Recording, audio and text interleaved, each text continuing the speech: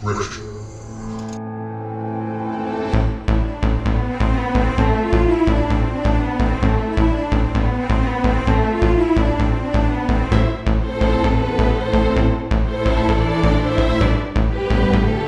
Hi, welcome to No Pressure, the talk show where we answer your fluid power questions. I'm Jack Weeks for GPM Hydraulic Consulting, the nation's leader in fluid power training, troubleshooting, and reliability.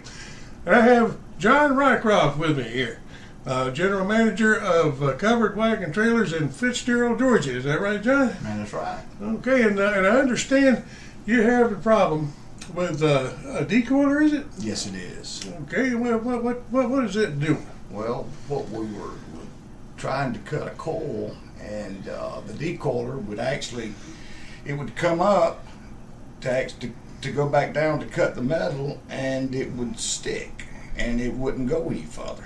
And we didn't know what to do. We didn't know what was causing it. Okay, and now when it's up, will it stay up or does it drift down? It just drifts a little bit at a time. And Okay. I had my repair guys look at it and told you, to give you a call because we didn't know what was going on. Okay, so it sounds like we're losing pressure when we're applying the force, and then it also sounds like we're bypassing at some point when it's retracted, because it extends to cut, right? And it retracts to hold That's it. exactly right. Okay. So now that one, about how big's the blade on it, roughly? This particular one's about 4 foot wide. Okay, all right. So that's pretty small, and it's not likely to have a counterbalance valve or anything to hold it up.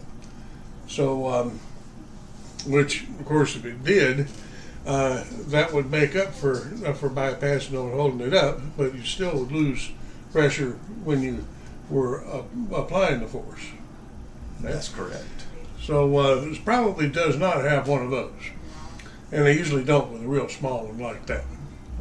So what we've got here is some bypassing, and there's really only two places it could be. You have just the one single cylinder because it's small. The big one's got the double cylinders on it, but this one's the small one, so it has one single cylinder.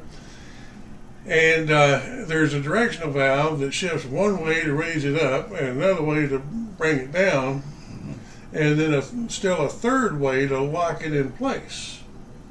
That's right. So it could be the directional valve.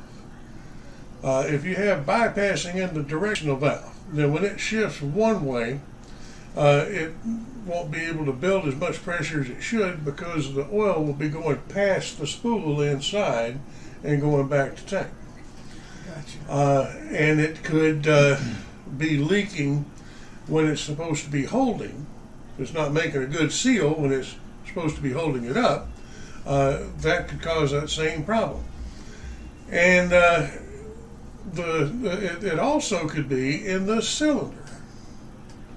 And it's kind of hard to tell, which is because the symptoms are quite often exactly the same, whether it's the valve or whether it's the cylinder. So you've got to eliminate one or the other. Now, the easier one to eliminate on a machine like this, since that valve is going to be in a manifold, and you're not going to be able to access its tank line or anything like that. The easier one to eliminate will be the cylinder.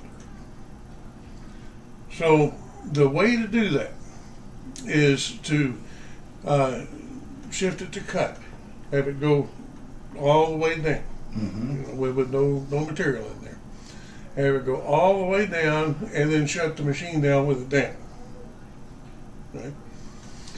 Now you have to be real careful here, because you can have, if you do have a strong cylinder, you can have fluid locked in there, pressure locked in that rod line.